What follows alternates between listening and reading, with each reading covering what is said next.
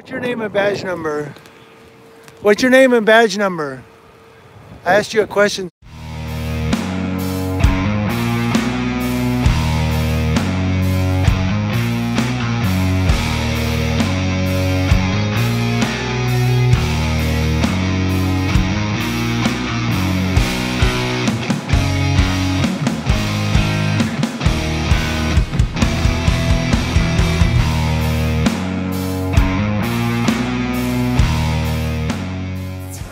Hey guys, I do have a Monday editorial for you.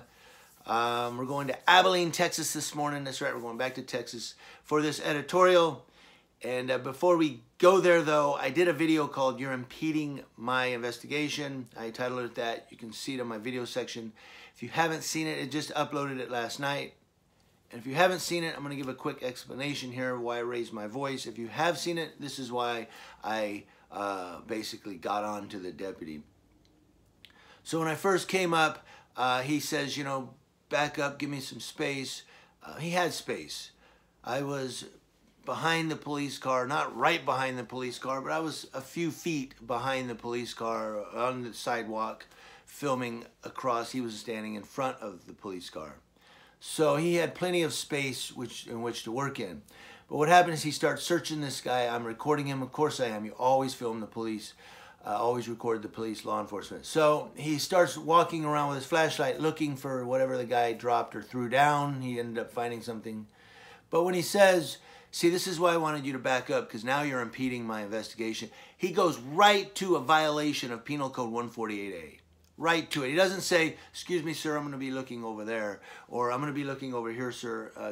If you could step back a couple steps, thank you, whatever. He goes right to, this is why I wanted you to step back. Now you're impeding. Now you're committing a violation of 148A. He didn't say that, but that's what he's inferring, is now I'm in violation of a penal code. And see, that's what they do. That's the mindset of the law enforcement, is if you don't do what they say, if you kind of stand your ground and say, no, I'm fine what I'm doing, you do what you're doing, then they have to come up with some type of violation that they can charge you with or cite you with to say, now you're in violation of penal code. See, you didn't listen to me, now you're violating the law. That's why he brought up the word impeding. He was going 148A. He was going that direction. And I basically called him out on it, because he approached me. I'm not clairvoyant. I didn't know he was going to come over to where I was at. When I saw him do it, I kind of took a step back. Or once he's come towards me, I started to step back. I was still at about 3 to 5 feet away from him. Even when he got up as close to me with his flashlight, I was still about 3 to 5 feet away. I would say about 5 feet or more. So I did take a step back. But, you know, going right to the accusation of penal code violation, no, and it's not going to work. So that's why I basically bark at him and correct him and tell him, how dare you go right to the accusation, instead of professionally saying, I'm going to be looking over here, sir, if you could step back just a step or two so I can look over here in the bushes. Oh, okay.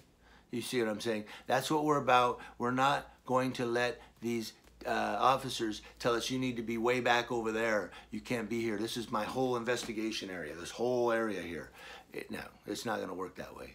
That's not how it works. Under 148G, we're allowed to record you. That is not suspicious activity, and there you go. Going to Abilene, Texas. An Abilene police sergeant was arrested for DWI, driving while intoxicated, right? According to jail records, Sergeant Kevin James Ohnheiser was stopped by the Department of Public Safety at 11:01 p.m. Saturday on North Danville Drive. He was charged with DWI and released from the Taylor County Jail on a $1,000 bond. Abilene Police Chief Stan Standridge released the following statement regarding or about the arrest.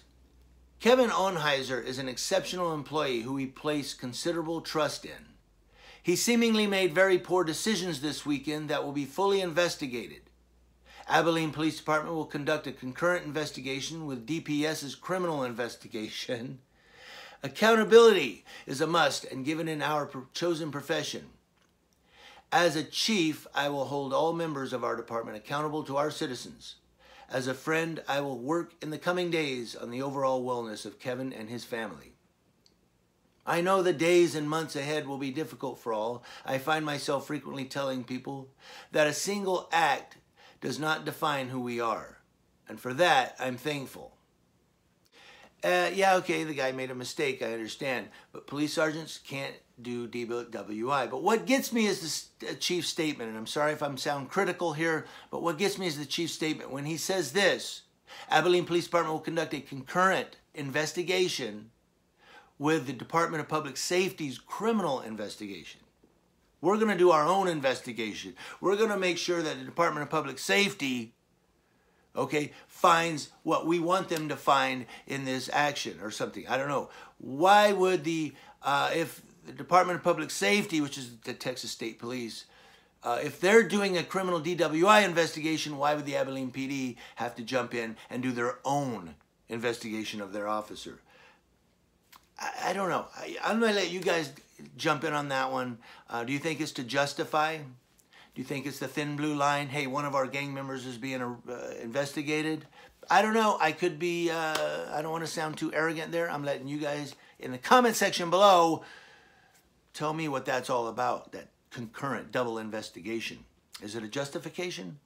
So, Kevin Onheiser has been with the Abilene Police Department since 2004. He was promoted to sergeant in 2012 and is a member of the SWAT team and head of the bomb squad. So there you go. There's your editorial today. Sergeant, another police sergeant charged with DWI. I don't know why they think they can drink and drive. He would arrest anybody he caught for drinking and driving. You know that in a heartbeat. But yet he does it. It's hypocritical. I know it's hypocritical. That's why I don't drink and drive, because I record people. I don't do it anymore. I'll say that. And so, you know what I mean?